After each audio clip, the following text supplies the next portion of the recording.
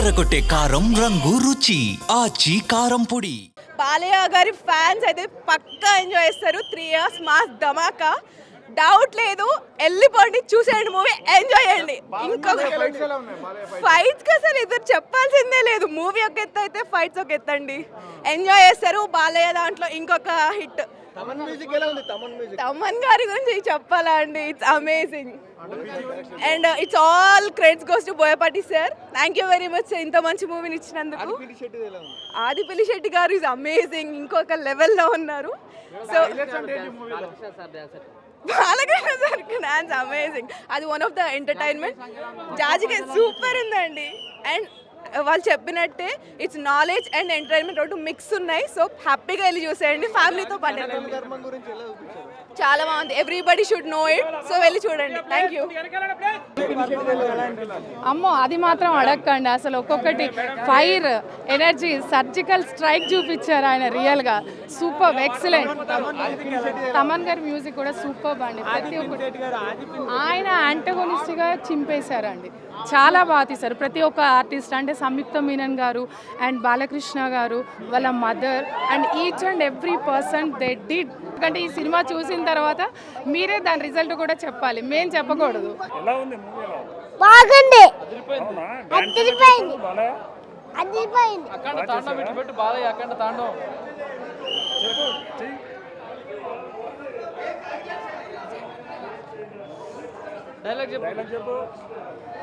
Sound control పెట్టుకో. ఏ సౌండ్కి నవ్వుతానో, ఏ సౌండ్కి నరుకుతా నాకే తెలియక గుహ గుహ అందరూ జై బాలయ్య. హిందూ ధర్మంలో ఇలాంటి సినిమా రావడం చాలా గొప్ప. ఈ సినిమా మన బాలకృష్ణ గారు చేయడం చాలా గొప్ప. అసలు ఈ సినిమా ఎలా ఉందంటే అసలు నేను మాటల్లో చెప్పలేకపోతున్నా. ఆ ఫైట్లో ఒక శివుడు ఉగ్ర రూపంలో అసలు మన బాలకృష్ణ గారు చూపించారు. ఒక హిందూ ధర్మంలో ఇలాంటి సినిమా నేను చరిత్రలో ఇలాంటి సినిమా చూడలేదు. ఈ సినిమాకి అసలు చెప్పాలంటే మాటలు రావట్లేదు. శివుడు ఒక ఉగ్ర రూపం చూపించారు.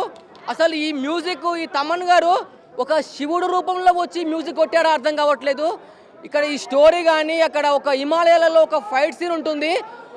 ఒక్కసారి ఈ విలన్ని నరుకుతుంటే కొడుతుంటే నరకయాతన ప్రాప్తిరస్తు అని చెప్పేసి ఒక మ్యూజిక్ ఉంటుంది, ఒక ఫైట్స్ ఉంటుంది.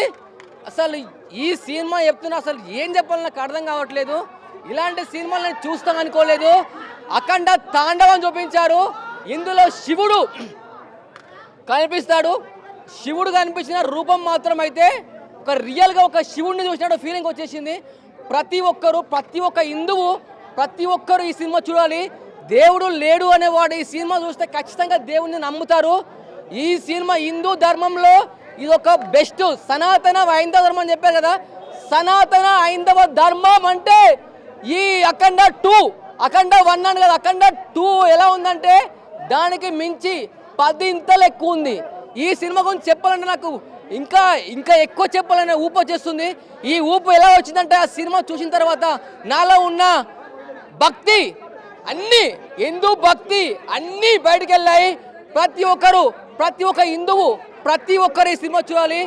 మన హిందూ ధర్మంలో ఉన్న దేవతలు, దేవుళ్ళు అందరికంటే భక్తులు ఇందులో శ్రీ ఆంజనేయ స్వామి, శివుడు.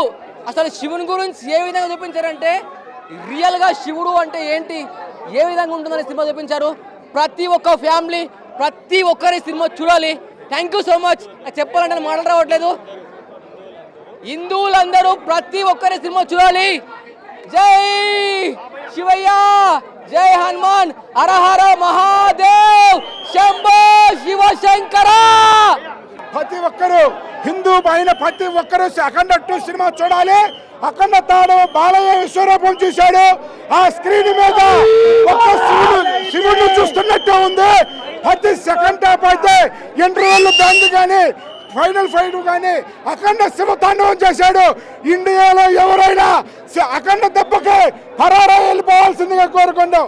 అఖండ తాండవం ఇచ్చాడు. జై బాలయ్య. తాండవం మళ్ళీ ఒకసారి చూడొచ్చు, చాలా బాగుంది సినిమా. అంటే మన బాల యాక్షన్ అనకన్నా అందులో క్యారెక్టర్ సెకండ్ క్యారెక్టర్ ఇది ఉంది కదా, వైట్ హెయిర్, చాలా బాగుంది. ఎస్, అది రావాలి. అటువంటి చాలా బాగా పోర్ట్రేట్ చేశాడు బోయపాటి. సినిమానే బాగుంది. బాల నుంచి ఏమి ఎక్స్పెక్ట్ చేస్తావు, అది సూపర్గా ఉంది, బాగా చేశాడు. అదే ఇదే తాండవం అన్నాడు కదా, వాట్ ఈస్ తాండవం అని చూపించాడు.